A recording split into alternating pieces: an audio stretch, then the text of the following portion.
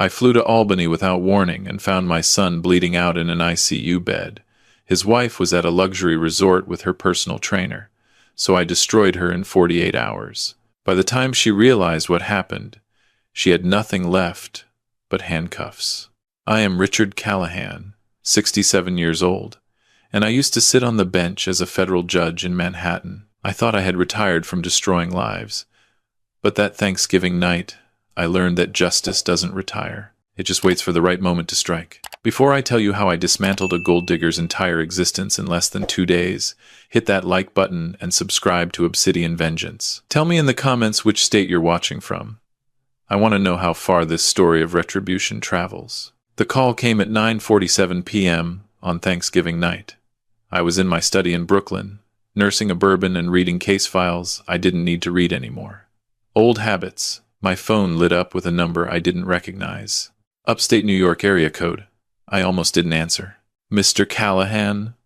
A woman's voice. Professional. Tired. This is Albany Medical Center. Your son Jonathan has been in a serious automobile accident. You're listed as his emergency contact. The glass slipped from my hand. I didn't hear it shatter. I was already moving, grabbing my keys, my wallet, my coat. The next thing I remember clearly was my hands gripping the steering wheel so hard my knuckles turned white as I drove north on the Taconic Parkway, pushing my Mercedes well past the speed limit. 3 hours. It took me 3 hours to get there. 3 hours of my mind running through every scenario, every possibility. Jonathan was my only child. After his mother died when he was 12, it was just the two of us. I raised him to be better than me, smarter than me, kinder than me. He became a cardiac surgeon at Mount Sinai. He saved lives for a living. He was supposed to be untouchable. Albany Medical Center rose out of the darkness like a fortress of fluorescent lights. I didn't park properly. I left the car at the emergency entrance with the keys in it and walked through the sliding doors. The smell hit me first. That cocktail of disinfectant and desperation that every hospital has. The nurse at the desk saw my face and didn't ask me to sign in. She just pointed. ICU, 4th floor, room 408. I took the stairs. I couldn't wait for the elevator. By the time I reached the 4th floor, my lungs were burning, but I didn't slow down. I found room 408 and pushed the door open. My son was barely recognizable. His head was wrapped in bandages. His face was swollen, purple, grotesque. Tubes snaked into his arms, his nose, his chest. The ventilator hissed like a mechanical snake. The monitors beeped, a steady rhythm that told me he was alive, but only technically. But it wasn't the injuries that made my blood freeze. It was the empty chair beside his bed. The vinyl recliner sat against the wall, untouched, cold. There were no flowers. There was no purse thrown on the side table. There was no coffee cup, no tissue box, no sign that anyone who loved him had been here. Where was Isabella? I turned to the nurse who had followed me in. Where is his wife? She hesitated. That pause told me everything. In 30 years on the bench, I learned to read silence. Hesitation means someone is hiding something. Mrs. Callahan left about 2 hours ago, she said carefully. She said she needed to go home to get some rest. She said she'd been here since he came in, and she was exhausted. I looked at my watch. It was nearly 1 a.m. If she'd been here since he arrived, and she left 2 hours ago, that meant she left at 11 p.m. What kind of wife leaves her husband's bedside at 11 p.m.? When he's in critical condition? When did he arrive? I asked. Around 6:30 p.m., the nurse replied. The accident happened around 6 p.m. on Route 9, just outside Rhinebeck. He hit a tree at high speed. The police said there were no skid marks. It looked like he just drove off the road. No skid marks. My son, who had the reflexes of a surgeon, who could tie a suture in a beating heart, just drove into a tree without even hitting the brakes? Where was he going? I asked. The nurse checked her chart. According to his wife, they were driving back from Thanksgiving dinner at their cabin upstate. She said he was driving. She was asleep in the passenger seat. The impact woke her up. She called 911. I nodded slowly. I walked to the bed and looked down at Jonathan. Even unconscious, even broken, I could see the son I raised. The boy who used to bring me cases from the newspaper and argue them with me over breakfast. The young man who got into Columbia Medical School and called me crying because he was so happy. The surgeon who called me last month and told me he was thinking about starting a family. I pulled out my phone and called Isabella's number. It rang once, twice, 3 times. Then voicemail. You've reached Isabella Callahan.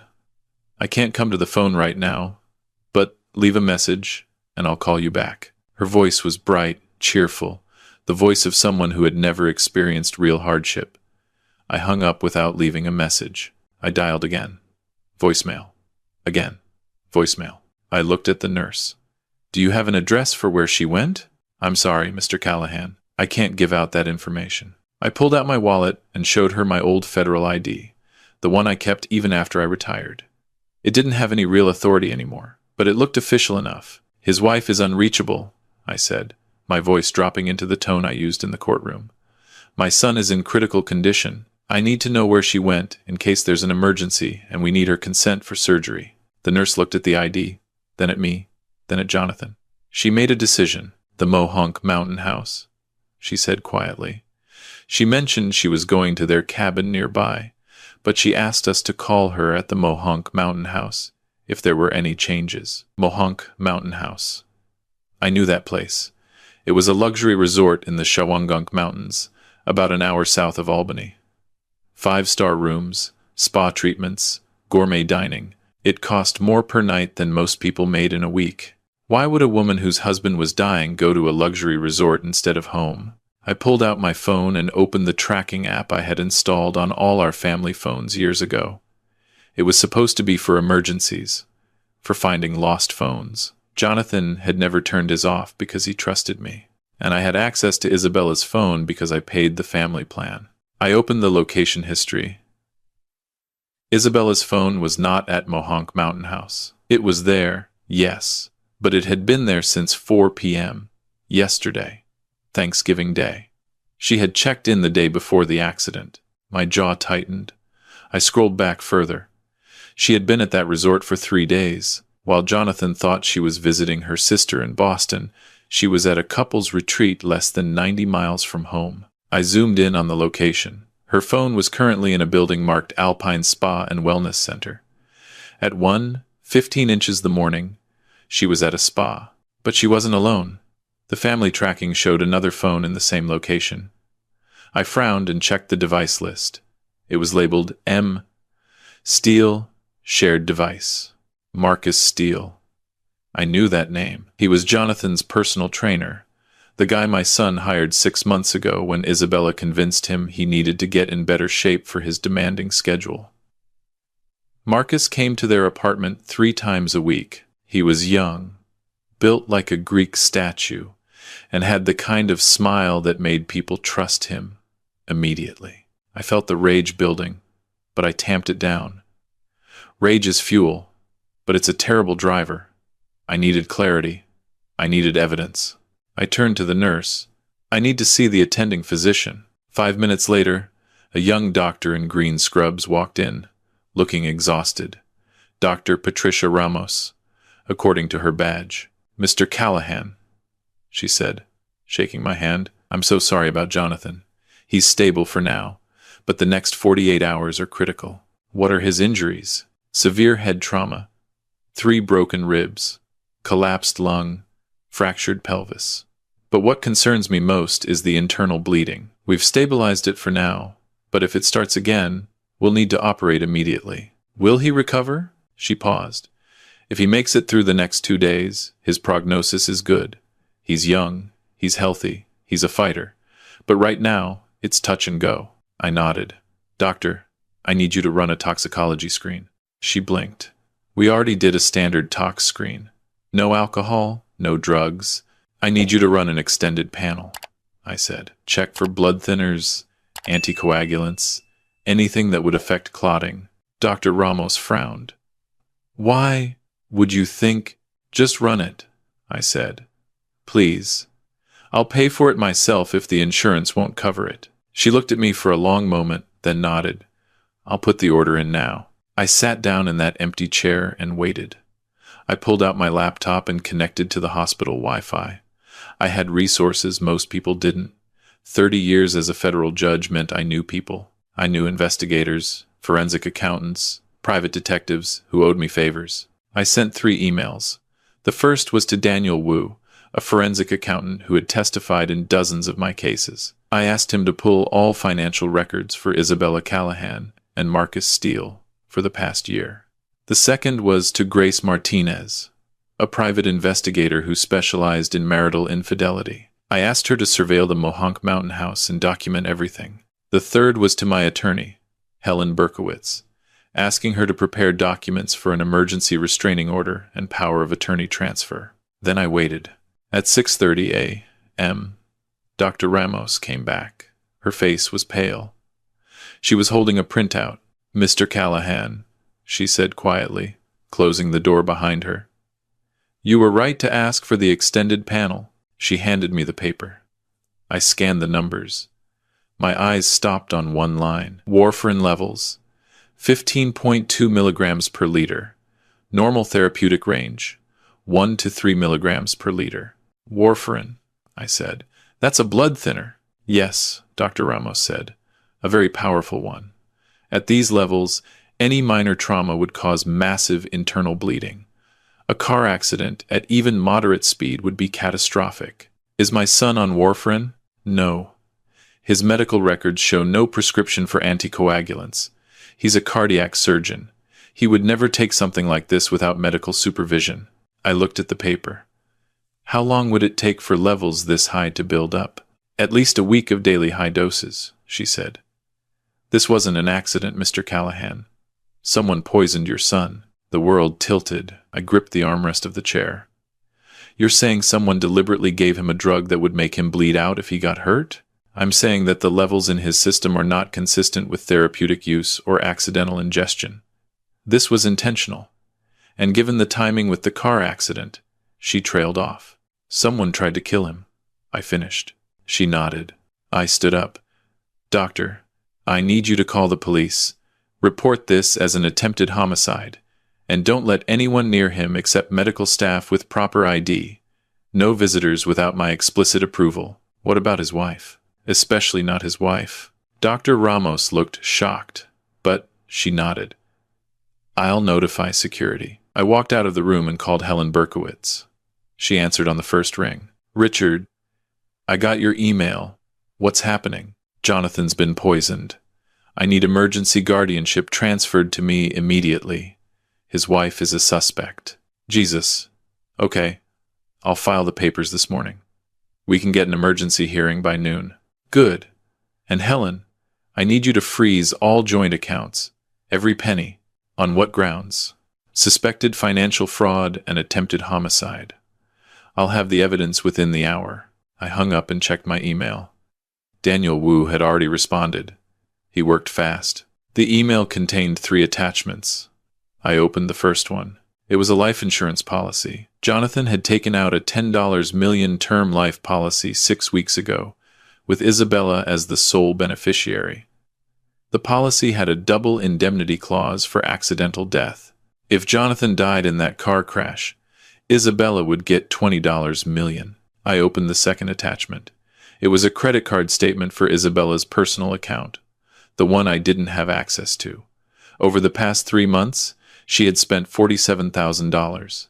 The charges included designer clothes, jewelry, a first-class ticket to Paris she hadn't told anyone about, and payments to Mohonk Mountain House. Multiple payments. She'd been there at least 6 times in the past 2 months. The third attachment made my stomach turn. It was a bank statement for Marcus Steele. 2 weeks ago, he had received a wire transfer for $15,000 from an account registered to a shell company in Delaware. Daniel had traced the company. It was registered to Isabella's maiden name. She had paid Marcus $15,000 2 weeks before my son's accident. My phone buzzed. It was Grace Martinez, the PI. "Richard, I'm at Mohonk. I have eyes on your daughter-in-law." "What's she doing?" "She's having breakfast on the terrace with a man. Mid-30s, athletic build. Looks like a fitness model. They're very comfortable with each other. Lots of touching, Kissing. I've got photos. That's Marcus Steele, I said. Keep watching them. Document everything. I want timestamps. Photos. Video, if possible. Copy that. I hung up and sat back down next to Jonathan. I took his hand, careful not to disturb the IV line. I'm going to fix this, son, I whispered. I'm going to make sure she never hurts anyone again. At 11:47 a.m., my phone rang. It was Isabella. I let it ring 3 times before I answered. Richard, she said, her voice thick with fake tears. Oh my God, Richard, have you heard? Jonathan's been in an accident. I'm so scared. I don't know what to do. Where are you, Isabella? I'm at home. I just woke up. The hospital called me this morning with an update. They said he's stable, but I'm terrified. I'm about to drive back up there. You're at home? Yes. I needed to shower and change clothes. I was at the hospital all night. I'm exhausted, but I'm heading back now. Every word was a lie. She was at Mohonk. She hadn't been home. She was sitting on a terrace, drinking mimosas with her lover, while my son fought for his life. Don't come to the hospital, I said calmly. What? Why not? Because you're not at home, Isabella. You're at Mohonk Mountain House with Marcus Steele. And you're not welcome at my son's bedside. The silence on the other end was absolute. I could hear her breathing, fast and panicked. I don't know what you're talking about, she finally said. I'm at home. I don't know who told you. I have GPS tracking on your phone. I have photos of you and Marcus having breakfast 20 minutes ago. I have bank records showing you paid him $15,000. And I have toxicology reports showing Jonathan was poisoned with warfarin for at least a week before the accident. So let me be very clear, Isabella. You are not coming near my son. You are not touching his medical decisions. And by the end of today, you won't have access to a single cent of his money. She didn't cry. She didn't apologize. Her voice went cold, hard. You can't prove anything. Watch me, I said, and hung up. I called Helen Berkowitz. File everything. Now. By 2 p.m., I had emergency guardianship. By 3 p.m., all joint accounts were frozen. By 4 p.m., Isabella's credit cards stopped working. I knew because Grace Martinez called me. Richard, you need to hear this. Isabella and Marcus just tried to check out of Mohonk. Her card was declined. Then his card was declined. She's screaming at the front desk right now. They're threatening to call the police if she doesn't pay the $6,800 bill. Let them call the police, I said. I want her arrested for theft of services. It'll keep her busy while I work. I opened my laptop and started making calls. I called the district attorney's office in Albany. I called the state police.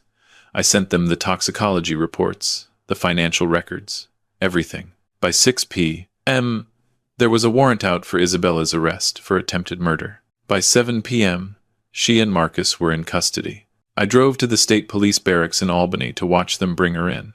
She was still wearing her resort clothes, yoga pants, and a cashmere sweater. Her hands were cuffed behind her back. Marcus was beside her, looking terrified. She saw me standing in the lobby. Our eyes met. You did this, she hissed. You ruined everything. No, I said calmly. You did this when you decided to poison my son. I didn't poison anyone. This is insane. Marcus, tell him. Marcus wouldn't look at me. He was staring at the floor. The detective in charge, a woman named Lieutenant Sarah Cross, motioned for me to follow her to an interview room. Mr. Callahan, we need to ask you some questions. Of course. We sat down. She pulled out a recorder. For the record, did you have any knowledge of or involvement in the poisoning of your son? No. When did you first suspect Isabella Callahan? When I arrived at the hospital and saw the empty chair. When I found out she'd left to go to a luxury resort instead of staying with her dying husband. When I tracked her phone and found her with another man. Lieutenant Cross nodded.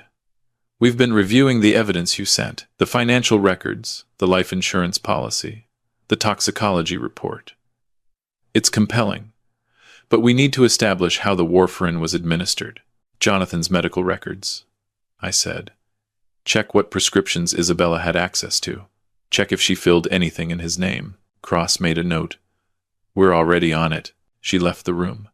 I sat there, staring at the two-way mirror, knowing Isabella was somewhere in this building, probably in a cell, probably realizing her perfect plan had collapsed. 30 minutes later, Cross came back.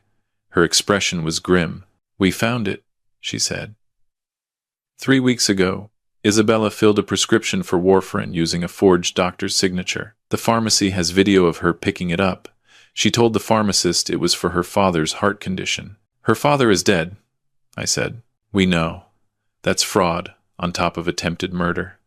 Cross sat down. "Mr. Callahan, I've been doing this for 20 years. I've seen a lot of evil. But this, planning to poison someone slowly, waiting for them to have an accident, collecting the insurance money, this is cold-blooded. What happens now? We're charging both of them. Isabella with attempted murder, insurance fraud, and conspiracy. Marcus with conspiracy and accessory. The DA thinks we can get convictions. The evidence is overwhelming." I nodded. "Lieutenant, there's one more thing you should know." "What's that?" "Check Isabella's medical records. I think you'll find she's pregnant." Cross's eyes widened. "How do you know that?" "Because 2 weeks ago, Jonathan told me they were trying to start a family." He was excited. "But I saw the way she looked at Marcus this morning in the photos. That's not a new relationship. They've been together for months.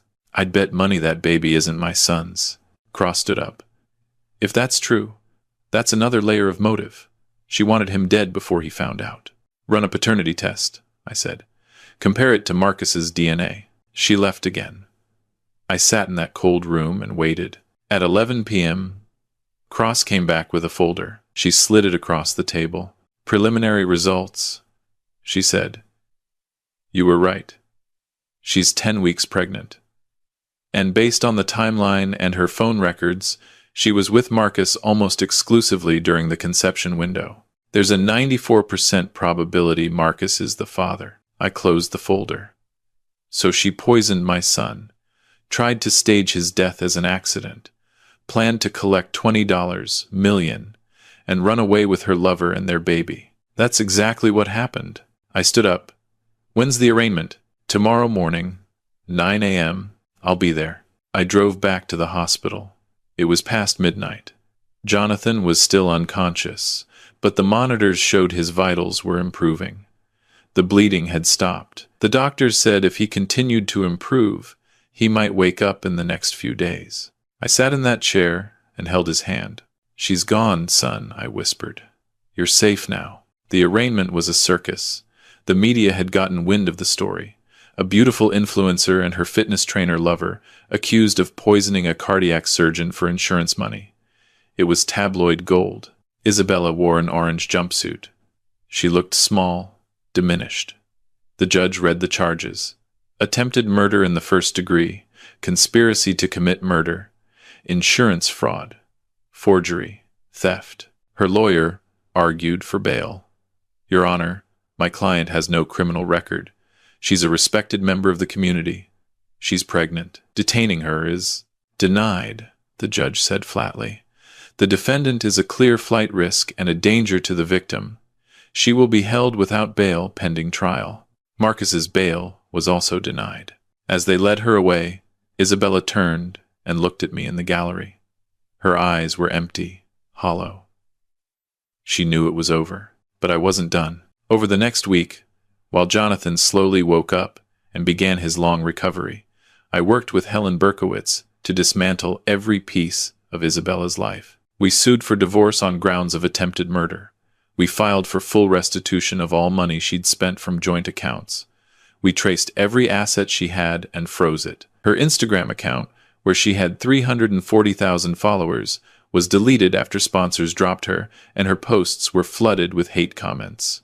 Her modeling contracts were terminated. The luxury apartment she'd rented with Jonathan's money was repossessed. Even Marcus's gym fired him when the story broke. I made sure that every single news outlet, every blog, every social media platform knew exactly what she had done. 2 months later, Jonathan was out of the hospital. He was weak, but recovering. We sat in my study in Brooklyn, the same room where I'd gotten the call that night. "Dad," he said quietly, "thank you for everything." "You don't have to thank me." "I do. You saved my life." I was so blind. I thought she loved me. I poured him a glass of water. She loved your money. She loved the lifestyle. He nodded, staring at his hands. The baby. It wasn't mine. I know, son. I wanted kids so badly.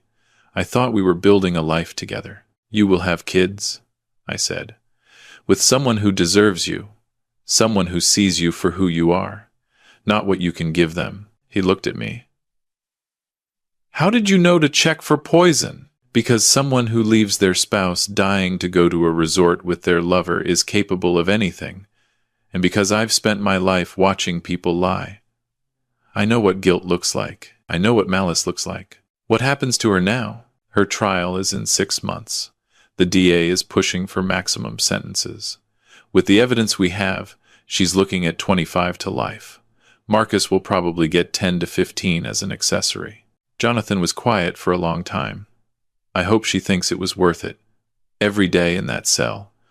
I hope she remembers the $20 million she never got. I hope she thinks about the life she could have had if she'd just been honest. 6 months later, I sat in the courtroom as the jury delivered their verdict. Guilty on all counts. The judge sentenced Isabella Romano Callahan to 30 years in prison without possibility of parole for 20 years. Marcus Steele got 15 years. As they led her away, Isabella looked at me one last time. She didn't look angry anymore. She just looked broken. I felt no satisfaction, no joy, just a cold, hard certainty that justice had been served. Jonathan is thriving now. He's back at work, saving lives.